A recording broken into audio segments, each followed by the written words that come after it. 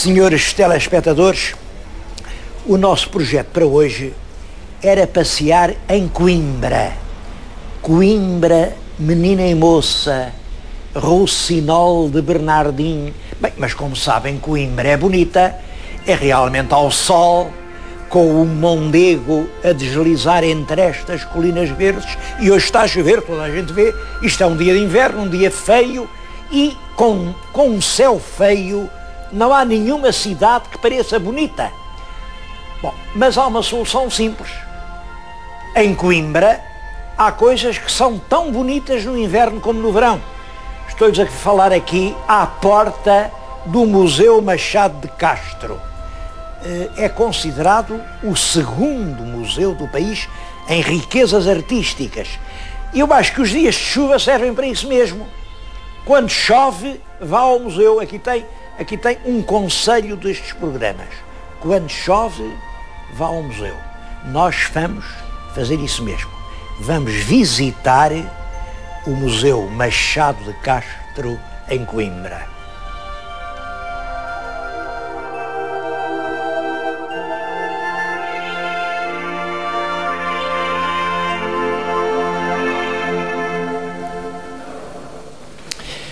A história do Museu Machado de Castro é realmente interessante. Isto, antes de ser museu, era o Paço Episcopal. Paço Episcopal quer dizer, era a residência onde vivia o Bispo de Coimbra.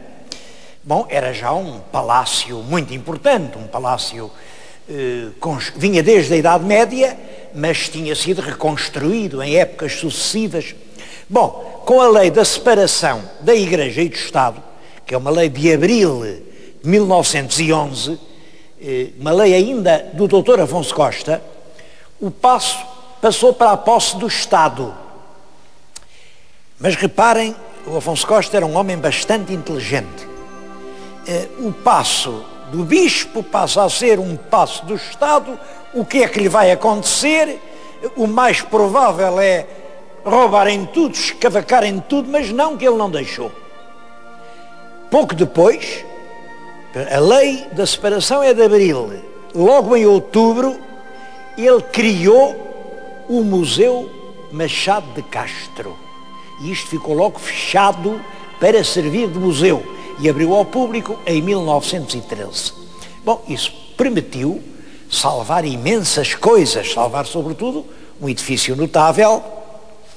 Olha, esta arcada que estão a ver é um claustro românico, um claustro do século XII.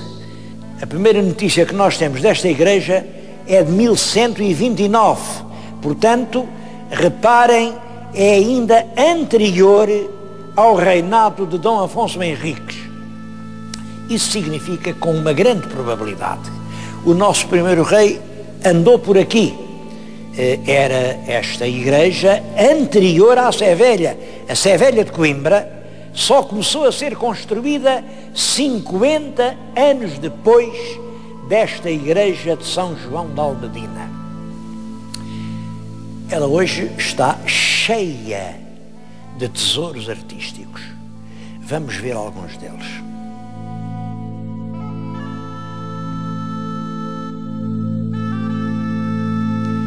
Uma outra peça impressionante é esta.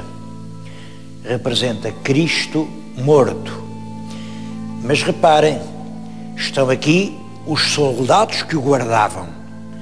Os soldados, coitados, cansados, adormeceram, mas eles estão cobertos de malha de ferro, agarram-se às suas armas, têm os seus capacetes, os escudos. Eles são a força. Em comparação, o corpo de Cristo está nu, apenas coberto por uma túnica. Bom, o que este túmulo mostra é qual era a verdadeira força. Hoje ninguém sabe o nome dos soldados. Aqui estavam assim, boçais, primitivos, violentos, ao passo que o nome de Cristo encheu o mundo.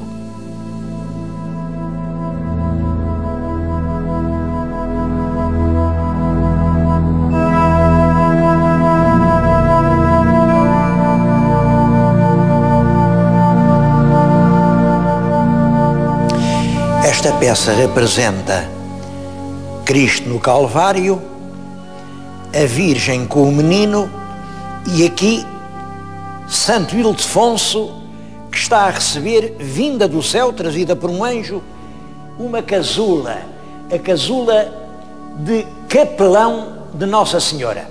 É muito possível que esta peça seja do tempo da Rainha Santa Isabel. A Rainha Santa Isabel teve um tio que foi bispo de Toledo. Ora, justamente este Santo Ildefonso é um bispo de Toledo. E isso leva-me a falar-lhes de Santa Isabel.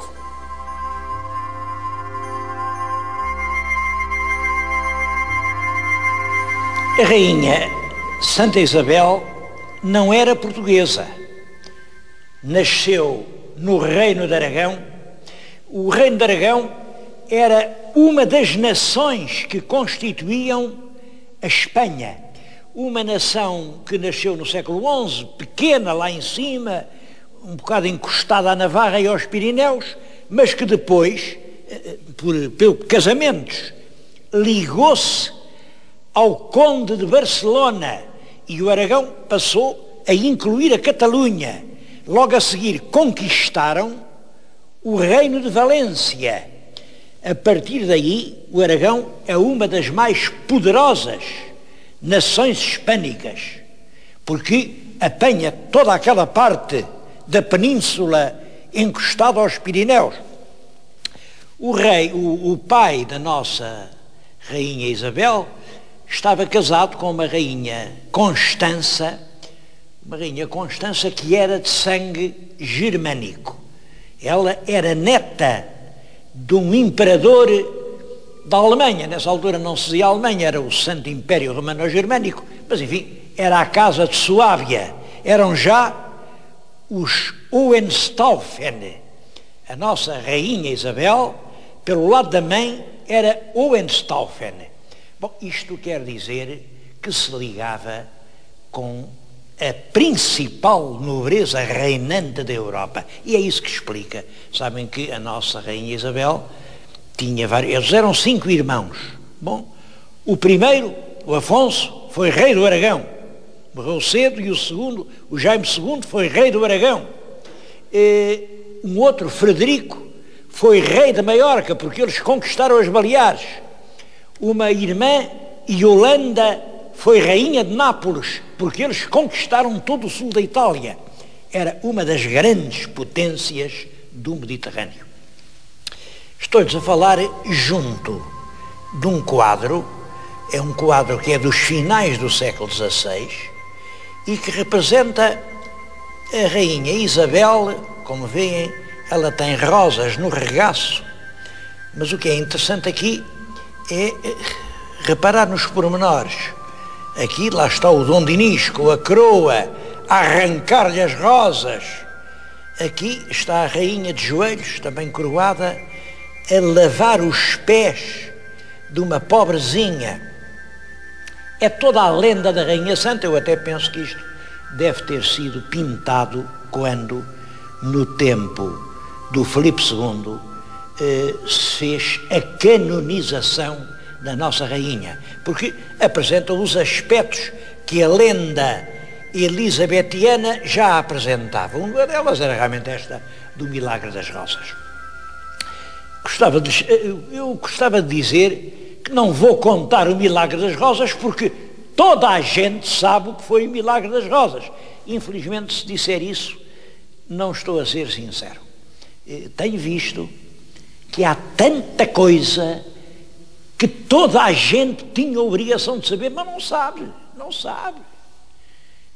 Eu acho que já lhes contei que ainda outro dia ouvi um estudante dizer que o primeiro rei de Portugal foi o Dom Sebastião da Pedreira. Não sabem nada. Aqui em Coimbra não acredito que não saibam o que é o milagre das rosas. Aqui toda a gente sabe.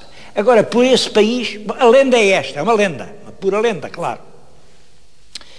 A rainha era muito esmoler, tinha muita pena dos pobres, e ia aqui a sair do seu palácio com uma abada de pão escondida nas dobras do manto.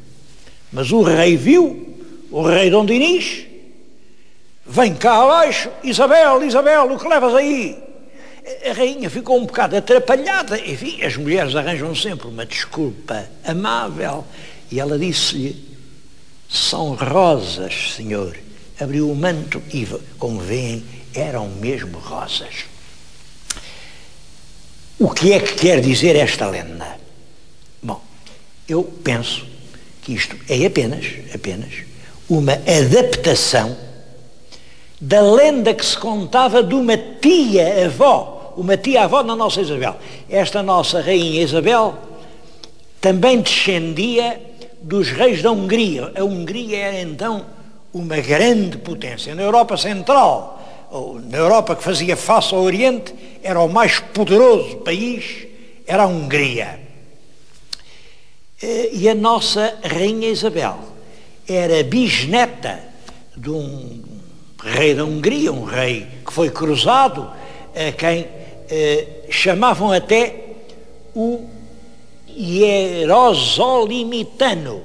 Isto vem de Jerusalém, o Jerusalimitano, porque tinha passado uma grande parte da vida em Jerusalém.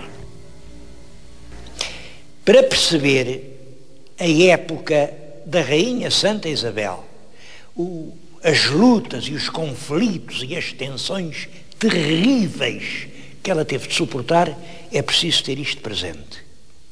Ela assiste às grandes transformações da Europa após as cruzadas. Aconteceu que essa tia dela, que se chamava exatamente Isabel, que era filha do tal rei André da Hungria, essa filha casou com um landgrave da Turíngia. Landgrave era aproximadamente o mesmo que duque, um duque da Turíngia, e a Turíngia era uma região central e muito importante para a Alemanha. Bom, esse duque Luís foi para a cruzada e morreu em 1227, e a mulher, a rainha, a infanta Isabel da Hungria, ou a princesa da Hungria Isabel, a partir daí dedicou-se inteiramente aos pobres e deu tudo quanto tinha, absolutamente tudo, desfez-se e entregou aos pobres. Claro que isto de uma rainha estar a dar tudo quanto tem, também não... Os nobres acharam mal, tudo tem um limite, até a bondade deve ter um limite, acham os nobres, claro. E tiraram-lhe a fortuna, tiraram-lhe os filhos, tiraram-lhe o palácio onde ela morava, e ela foi viver para uma cabana. É esse excesso de generosidade, essa prodigalidade da rainha Isabel da Hungria, que a lenda consagrou sob a forma do milagre das rosas. E quando a gente vê por esse mundo uma rainha a mostrar rosas nas dobras do seu manto, já se sabe que é a Isabel da Hungria. Mas aqui em Portugal, como esta era sobrinha, até tinha o nome de Isabel por causa daquela tia, passámos também para cá o milagre.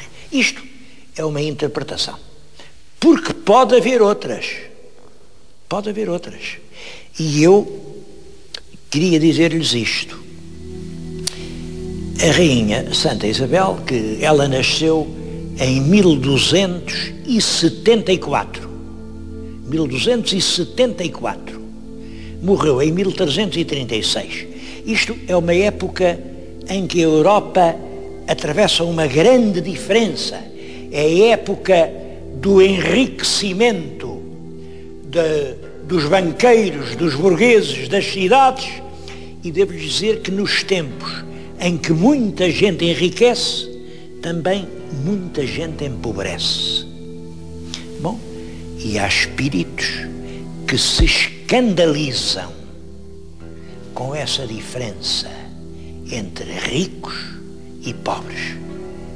Pensam que os bens do mundo de Deus, deviam estar repartidos fraternamente entre toda a gente do mundo. E era isso o que pensava a nossa rainha Santa Isabel. Ela dava muito, aqui, olha, ela a lavar os pés dos mendigos. Há documentos da época que mostram que isto era verdade. Ela humilhava-se diante dos humildes. Em todo caso, o que tornou a rainha, e agora não vou, tenho deixado a falar de lendas, claro, lendas que não têm nenhum sentido que não seja a mitificação, enfim, de algumas situações históricas verdadeiras. Mas agora vou-lhes falar de factos rigorosamente históricos. Ela foi, sem dúvida, a rainha da paz. No tempo dela, o nosso país, por mais de uma vez, esteve à beira da guerra. Isso acontece no início do reinado, mas acontece sobretudo no fim.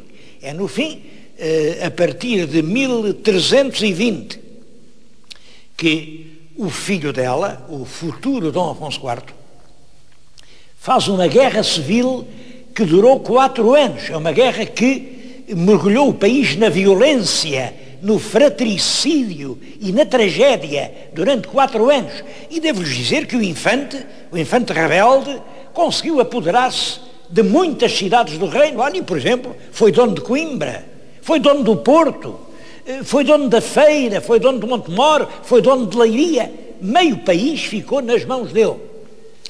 Bem, hoje os historiadores dizem, bem, ele era rebelde e era infante, queria ser rei mais depressa. Bom, isso são aquelas histórias que os políticos inventam para escamotear a verdade.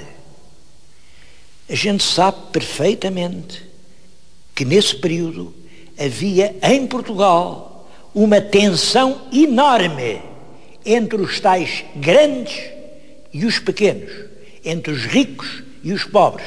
E sabe perfeitamente também que o infante Dom Afonso se pôs à frente do partido dos pobres. Os nossos historiadores nunca contam isto. Uma das leis do tal infante Dom Afonso, logo que foi rei, quando foi rei, é uma lei muito engraçada em que diz que é preciso igualar os pobres com os ricos. Vocês reparem como esta frase é bonita. Igualdar quer dizer fazer iguais os pobres e os ricos. Poucos sabem que isso já foi lei em Portugal. Foi decretado pelo filho da Rainha Santa, o tal infante rebelde. Bom, e é essa. Mas este infante tem um líder político, um caudilho que é de Beja. Ele era advogado e era filho de um carpinteiro de Beja. Chamava-se Gomes Lourenço e era o chanceler do infante rebelde. Era um grande orador, atravessava as vilas e as cidades, ousava pôr a boca no rei. Pôr a boca no rei quer dizer, criticava abertamente o rei Dom Dinis e levava as tropas com um entusiasmo doido atrás dele. Foi o país dos conselhos, o país do povo, o país democrático que se levantou em massa contra o governo aristocrático del rei Dom Dinis. E a Rainha Santa de que lado havia de estar? A Rainha Santa bem sabia que é sempre o povo que acaba por ganhar. Ela, que conhecia bem a política da Europa, sabia que essas crises não eram só em Portugal. Isso aconteceu no tempo dela, em França, e aconteceu na Alemanha, aconteceu no Aragão. Ela aqui estava do lado do filho que acabou ganhando. A propósito, esse Gomes Lourenço, advogado, filho de um carpinteiro de Beja, o primeiro caudilho popular português, o que é que vocês lá em Beja estão à espera para lhe fazer uma estátua? Porque a história até hoje foi sempre contada do lado do rei, do lado do poder, do lado dos valores instituídos. Porque é que vocês não reparam melhor nessa figura e não fazem uma estátua ao homem que ajudou a conquistar o poder ao rei, que fez a tal lei que mandava igualdar os ricos e os pobres.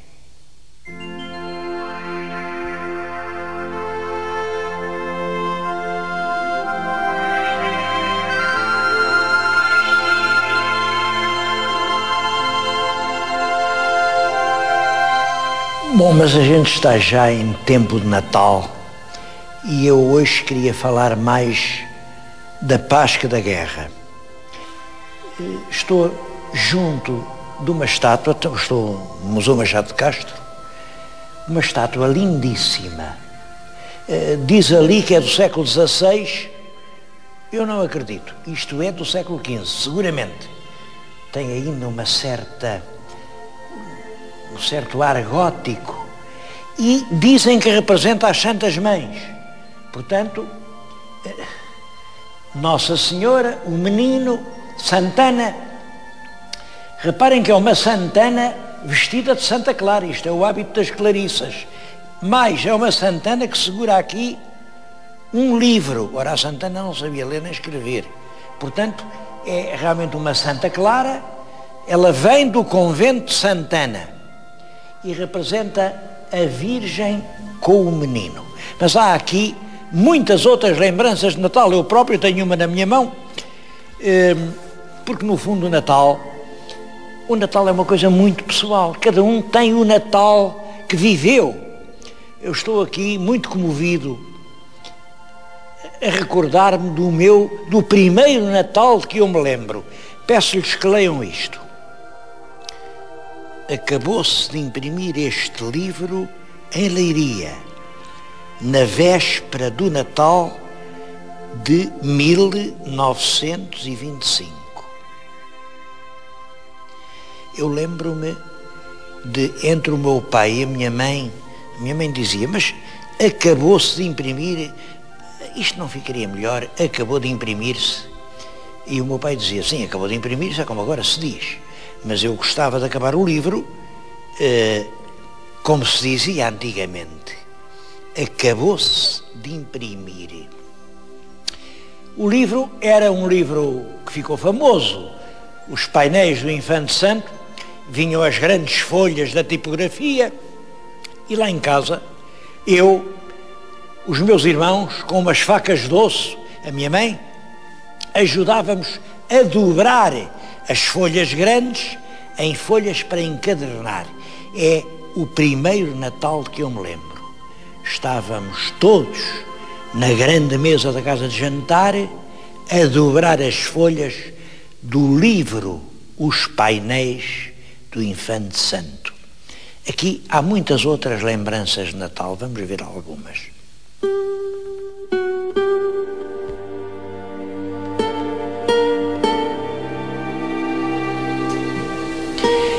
Este é particularmente interessante. É um presépio flamengo. Comprávamos estas imagens na Flandres e pagávamos com o produto das especiarias. Reparem que tudo isto é realmente um quadro flamengo, século XVI.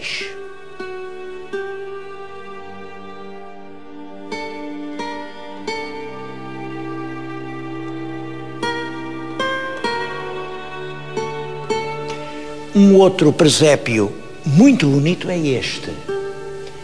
Isto é também do século XVI. É de um pintor flamengo, mas um flamengo a quem nós chamamos o mestre de Celas. O mestre de Celas porque os quadros apareceram no mosteiro de Celas.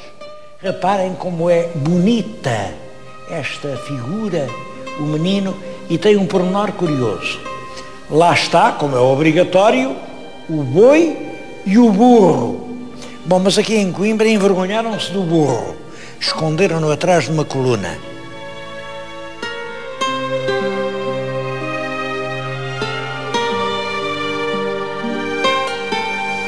Outro presépio. Mas passaram 100 anos. Este já é do século XVII. Agora reparem, aqui não há pastor nenhum, não há lugar para o povo. São todos reis. São os reis magos, o Gaspar, o Baltazar e o Belchior, que vêm trazer o ouro, o incenso e a mirra ao menino Deus. É que tinha acontecido realmente isso no mundo. O povo já não contava, o mundo era dos reis.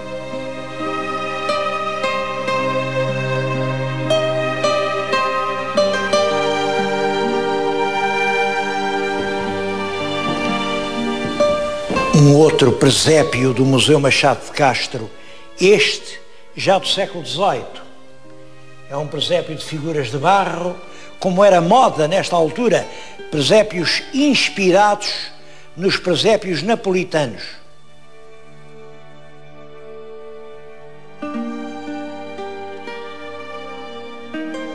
O século XVIII é o tempo da monarquia absoluta. Por isso, os reis têm um papel cada vez mais importante nos presépios. Reparem neste pormenor, que é uma das peças mais notáveis do museu. Isto é um rei mago a caminho do presépio. Vejam a escolta que ele leva. Isto é tudo gorilas e seguranças. Quando um rei precisa de tanta segurança, é porque não se sente seguro. E realmente, como sabem, no fim do século XVIII, vem a Revolução Francesa, acaba a monarquia absoluta e acaba o tempo dos presépios.